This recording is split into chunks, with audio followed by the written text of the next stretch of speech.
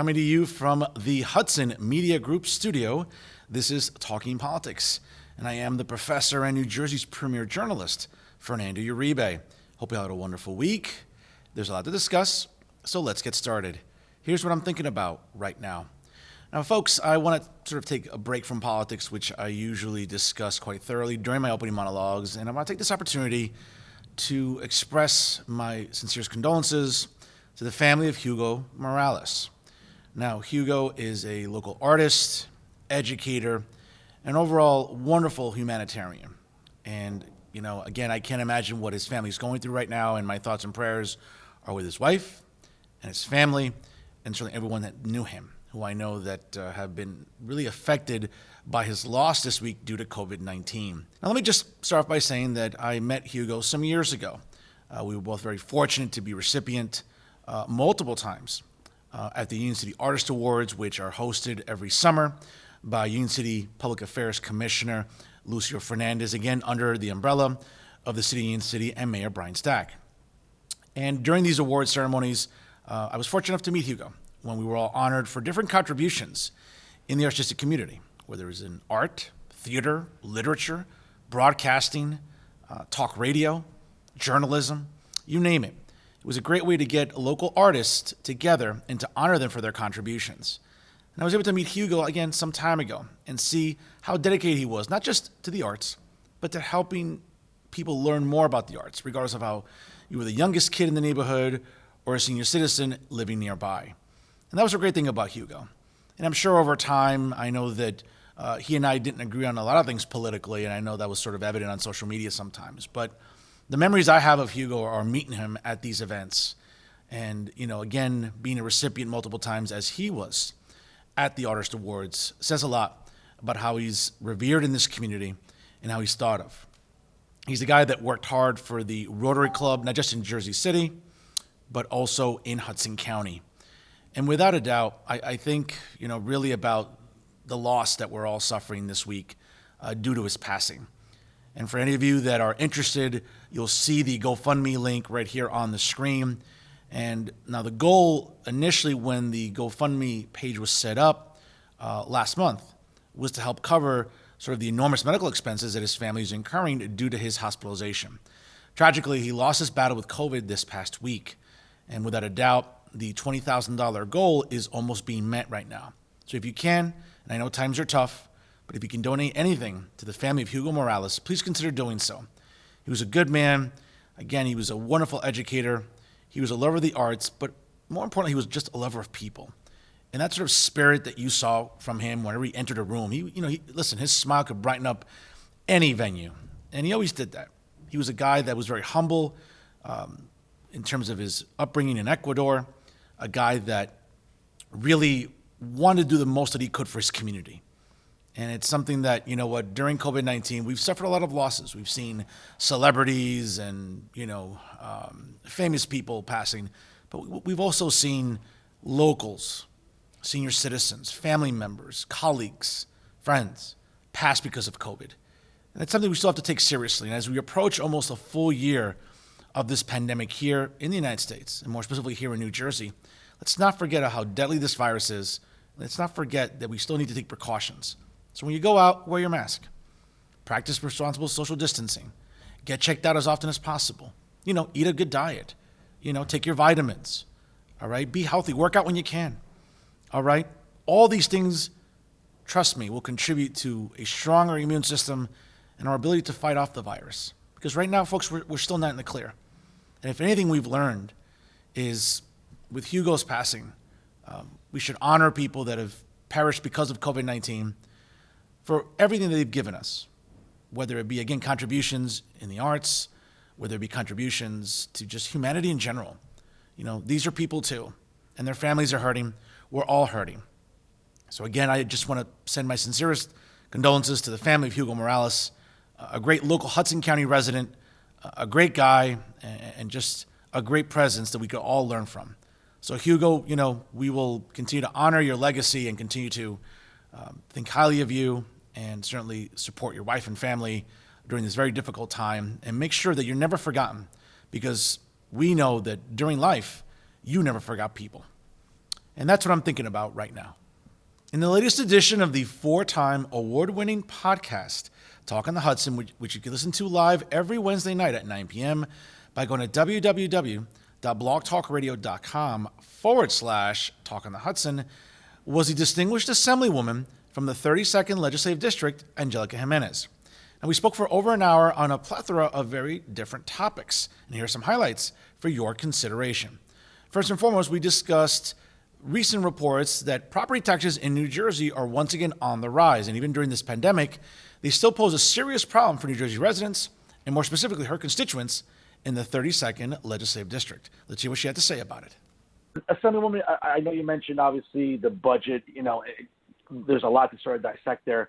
I want to ask you this because I'm sure maybe your office gets flooded with these calls or you get texts or emails. But last week on NJ.com and a few other news sites, Insider NJ, which I also partner with, reporting that the average property tax bill in New Jersey went up this year. I know 2 years ago before COVID, it was around $8,953. Now it's estimated at $9,112. Again, that's the average property tax bill in the state. Not to say it's Hudson County or Bergen or wherever. That's just the average in the state.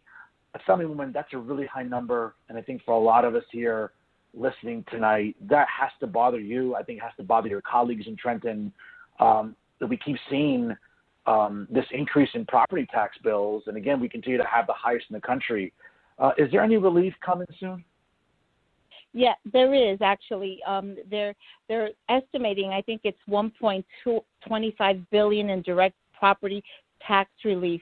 They're looking at a senior and disability property tax deduction. Okay.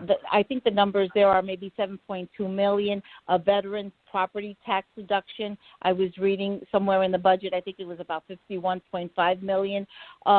Homestead benefit at 200, I think it's 260 or 250 or 260 million. So we are looking at some deductions and some sort of relief for the middle class, and that's been Murphy's.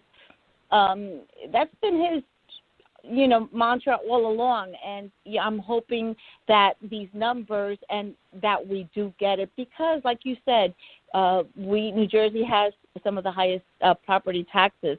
So this is what our middle class needs. Everybody needs it, but especially the middle class, which are, I think we kind of the ones that are the foundation of most of our municipalities. But we should be looking at some tax relief, and rebates for the middle class. So that's a good thing. That's a good thing, and I'm hoping that it does. Once everything gets moving, that these numbers are able to come through for us. Before COVID-19, the average property tax bill in the state of New Jersey was $8,953. It's now recently risen to $9,112. And without a doubt, residents all throughout the state, and more specifically here in Hudson County, I'm sure will feel the crunch as property taxes will continue to be on our radar even during this budget season. Secondly, we talked about the recently passed marijuana bill in New Jersey.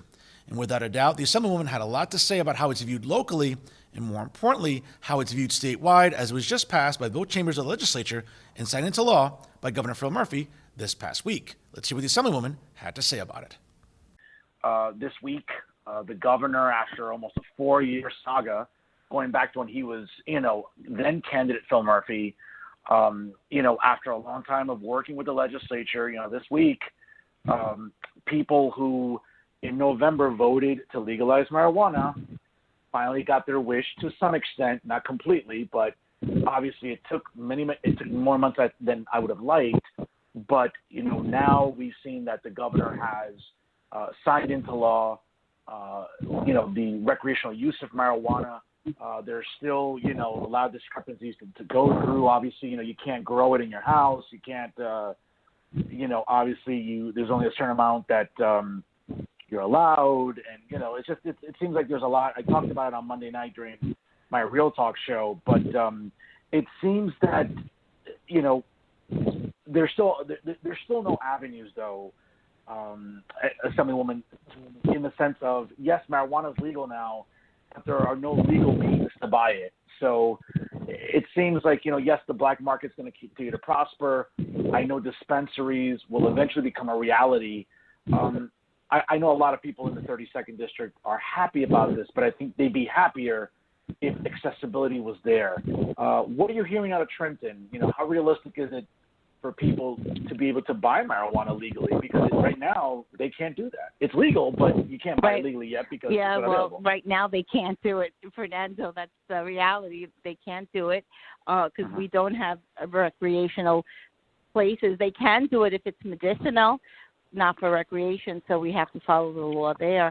And yes, Fernando, there are a lot of moving parts. When you have legislation like this, that's something so new to the state.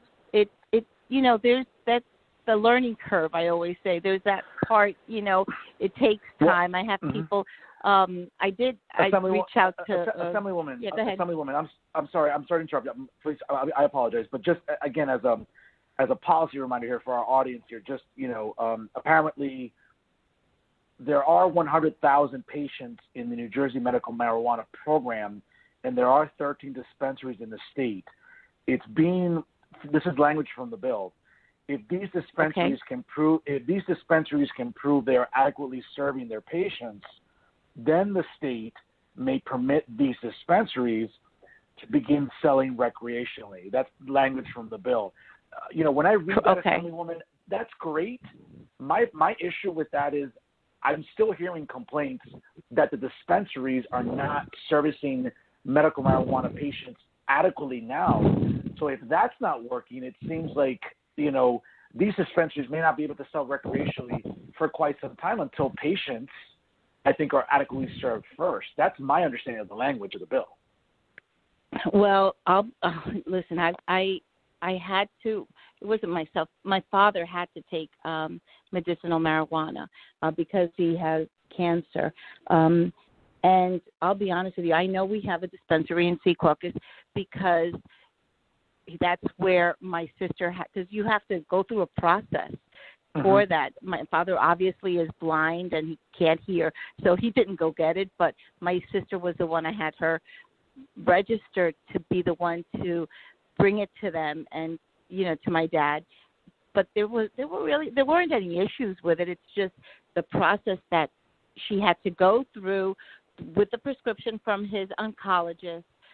That also had to be certified to prescribe it.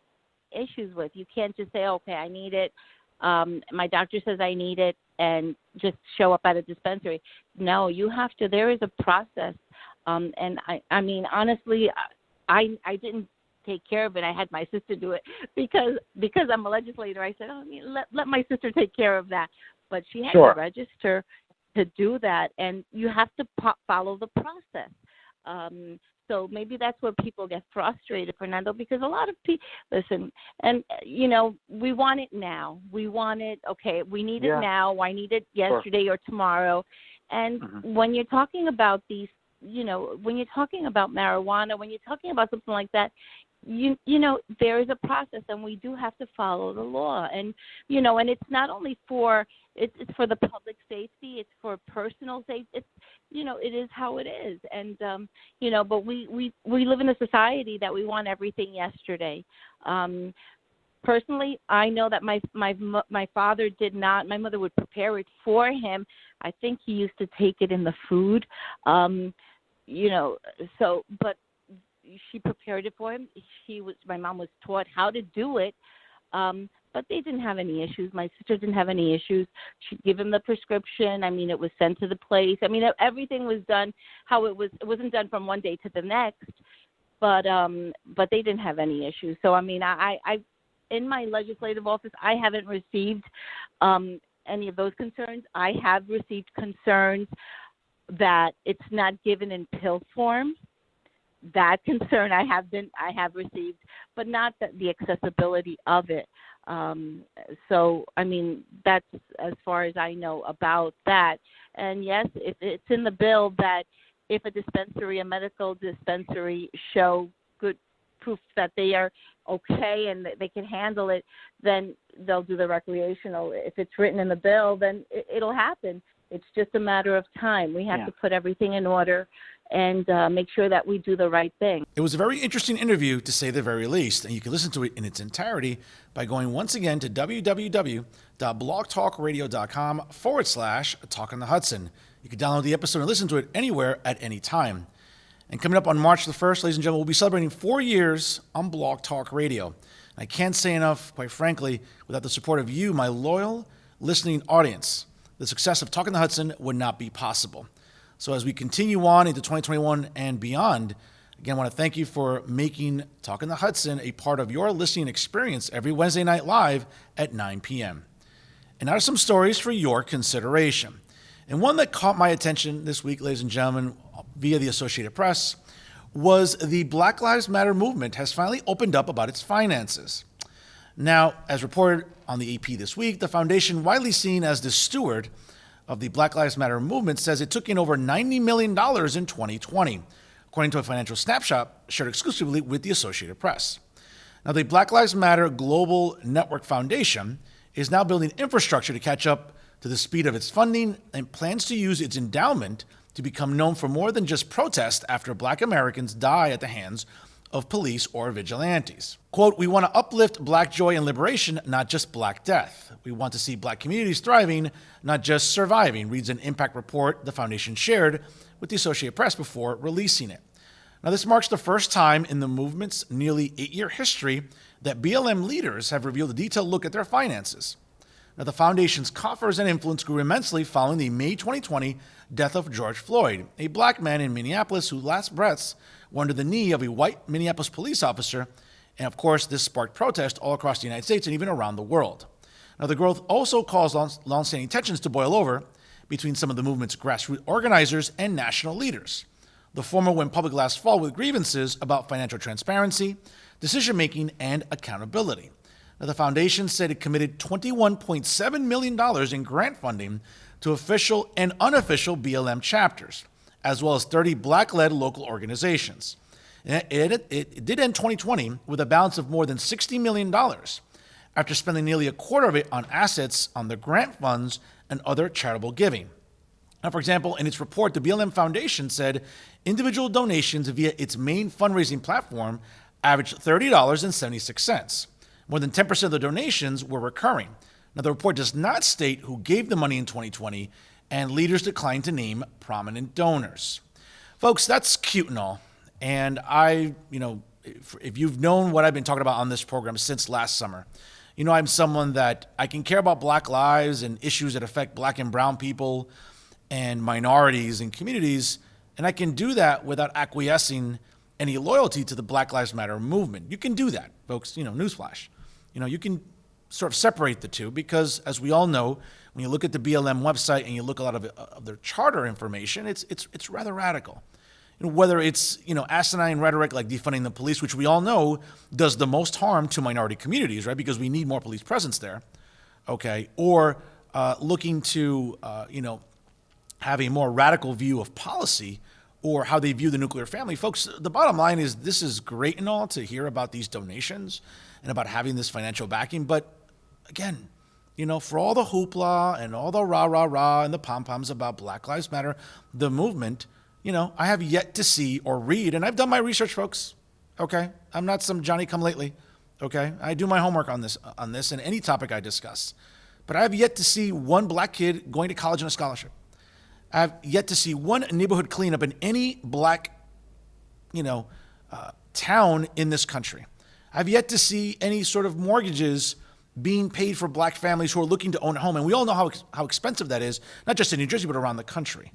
Okay, so for all the Google Gaga about raising money, I've yet to see it really benefit Black families. Oh, yes, we can create more Black chapters and more, official and unofficial organized entities when it comes to BLM or other Black-led groups, and that's cute and that's great. And I don't want to discourage that. But let's not also put these people on a pedestal, folks. These are some really radical people at the very top of the food chain of BLM.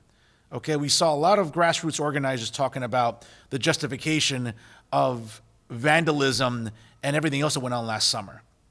Okay, we even saw some grassroots leaders talking about, businesses don't have to worry because they have insurance.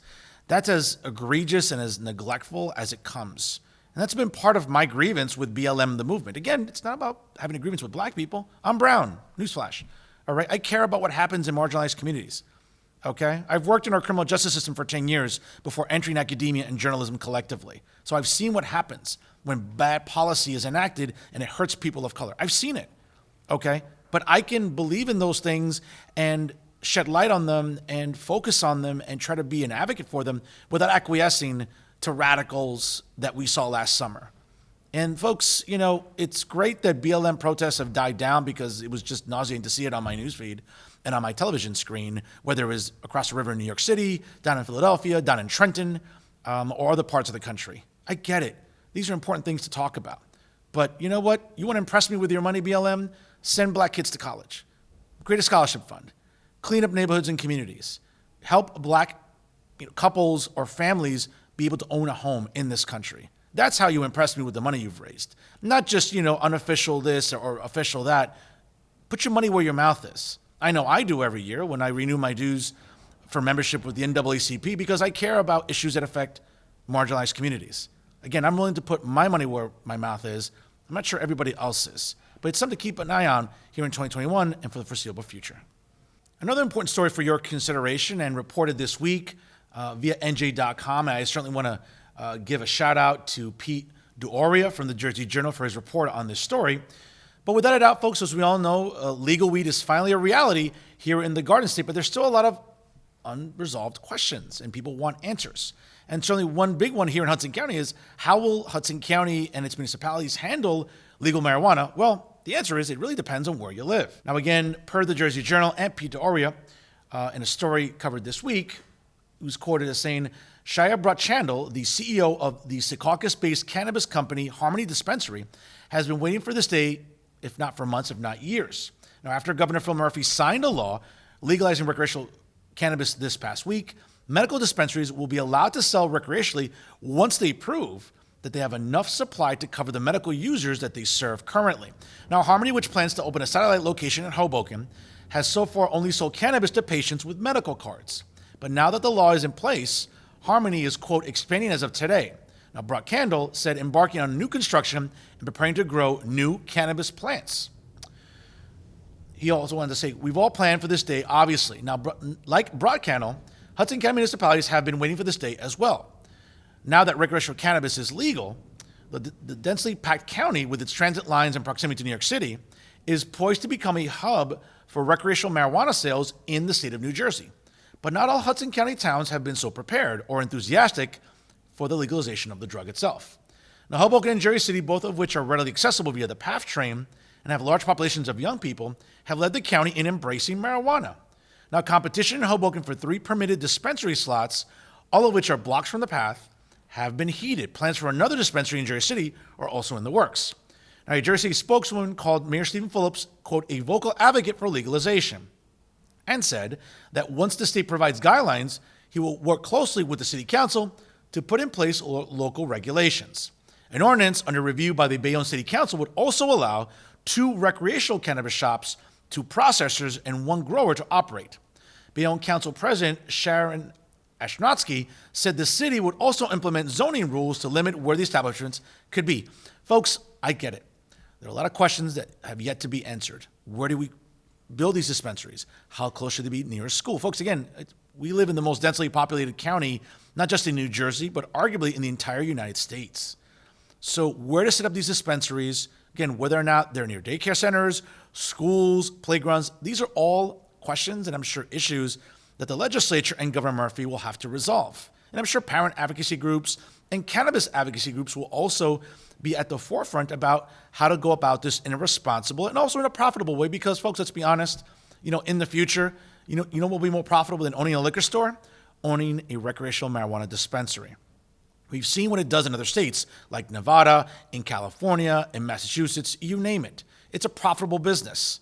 It's not something that'll go up in smoke anytime soon, excuse the pun, but it's something to keep an eye out for because you know what? It's going to be profitable. It's going to be something people want. The demand is there, and guess what? So does the supply. And at some point, the two have to meet somewhere in the middle if this is to work, and not just here in Hudson County, but throughout the Garden State. Staying on the marijuana topic, Again, and a shout out to Amanda Hoover via New Jersey Advanced Media on behalf of NJ.com for her report on this story. Now that marijuana has been legalized, New Jersey Attorney General Gurveer Gulwal is ordering the end to weed arrests and now also the end to prosecutions now that the state ultimately has legalized cannabis. Now, Attorney General Gurveer Gulwal this past week announced he's told law enforcement agencies all throughout the state to end arrests for minor marijuana crimes and to drop pending cases immediately. The word that was sent to law enforcement officials this past week after Governor Murphy, along with the legislature, signed 3 marijuana reform laws. One of those decriminalizes possession for up to 6 ounces of marijuana. Now, folks, again, as a reminder, Gulwal's orders also fall in line within the decriminalization law. It calls for prosecutors to drop all pending cases for possession of marijuana and hashish selling less than 1 ounce, having any sort of paraphernalia, possessing marijuana in a vehicle, being under the influence, its influence, or failing to dispose of it. Police also can no longer arrest for those violations either, according to the Attorney General. Folks, I have to say, listen, I've talked about it previously, and I'll talk about it again. My experience in the criminal justice system for 10 years really prepared me to have a good outlook on this. And not just because I'm academic now and I'm a journalist as well, but I've seen firsthand the harmful impact of how draconian marijuana laws were in the state of New Jersey for decades. We kept incarcerating people unnecessarily, and it's so refreshing to see that now with these laws being signed, that the Attorney General has instructed municipalities and police departments alike to make sure that they're not being punitive, and they're also not being invasive in the way that they've been arresting people for marijuana possessions. Listen, here, in Hudson County, a lot of police departments sometimes have been very lackadaisical, and to be honest with you, have exercised enormous discretion. But you know what? Go down the shore, go down to South Jersey, and police departments aren't quite so nice. And they can be a lot more draconian. And let's be honest, they can be downright, D-bags, if you know what I mean, about the way that they're enforcing marijuana laws. So I'm glad that, at least the Attorney General is putting pressure on departments to make sure that they're not arresting people unnecessarily. And you know what? That's a great thing to hear for New Jerseyans all across the state. And that's our show for this week. To check out all the excellent programming brought to you by the leader in independent media right here in Hudson County, the Hudson Media Group, please check out their websites, www.hmgtvshows.com and www.livestream.com/HMGTV. Don't forget to like them on Facebook and, of course, follow them on Instagram and Twitter. And live every Wednesday night at 9 p.m., you can listen to the 4-time award-winning Talk on the Hudson via Blog Talk Radio at their website, www.blogtalkradio.com/Talk on the Hudson. I'll continue bringing the exclusives that nobody else can bring you as Hudson County's favorite podcast. We'll now be celebrating 4 years on the air coming up on March the 1st. And I'll continue providing this service for you folks for the months and years ahead as it's become invaluable for residents, elected officials, and everyone involved in our political climate here in Hudson County. And never forget, ladies and gentlemen, if it's unbiased, unfiltered, and unafraid, it's always talking politics right here with the Hudson Media Group. I'm your favorite professor and New Jersey's premier journalist, Fernando Uribe, saying so long, and I'll see you next time.